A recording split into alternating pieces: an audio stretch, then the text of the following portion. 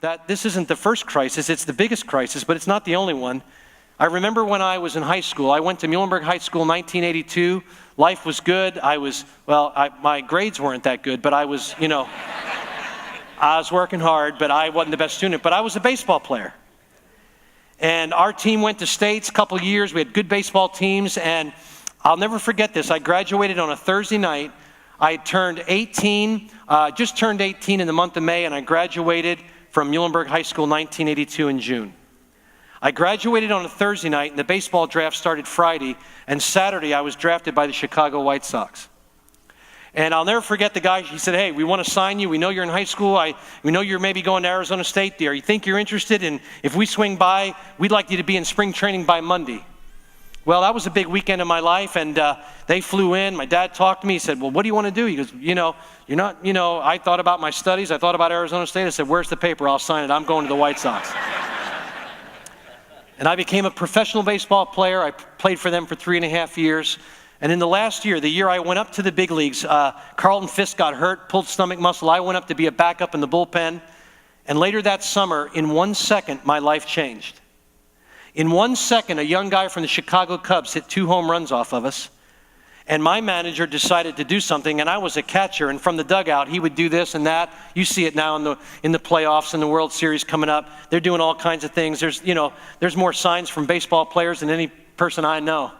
And he would do this fastball, he would do this curve, he would do that. But when he did this, the wiggling of the thumb down here, it meant to bean him intentionally. Well, I was a Christian, and I thought, if I do this on the street in Niagara Falls, New York, I'll go to prison. I don't know why it's okay to do it here.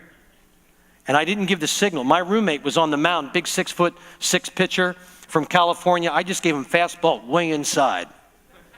But I didn't give him this. They didn't hit him. My manager came out and he cursed me up and down. He said, Brian, I want to tell you something. I don't know who you think you are. He said, but you'll never go back to the big leagues unless you learn to listen to people. He said, John, I want this guy hit. I went back. He threw the next pitch, hit him on the hand, and broke his fingers, ended his season for the season. Well, I came up a couple innings later as a catcher, and I always thought if pitchers hit in the American League, they'd probably stop hitting batters because they would be the guy that got hit. But my roommate didn't come up to hit. I came up, and as a left-handed hitter, I stood in the box. He threw a 90-mile-an-hour fastball behind my head. A young man from the Dominican Republic hit me right in the left eye. And after that night, I never saw again. And I'll never forget, going through that situation, and I got flown to Chicago. I met with the team doctor, and he said, Brian, I've looked at you all day. He said, your retina's not detached. He said, it's mangled. You have macular degeneration from an injury. He said, it's hard enough to hit fastballs with 2 eyes. You're not going to be able to hit it with 1.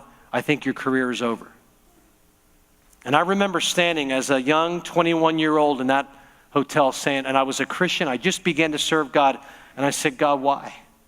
I've worked my whole life to be a ball player in 1 pitch, in one man's decision that I didn't even agree with. And yet you let me get hit. And I was on the corner of where many people are in hard places. I was on the corner of better and bitter. Have you ever been there? Have you ever been in a place where somebody says something and you say, I'm bitter about that. And God said, Brian, you can either be bitter or you can be better. And I said, well, God, with your help, I'm going to be better.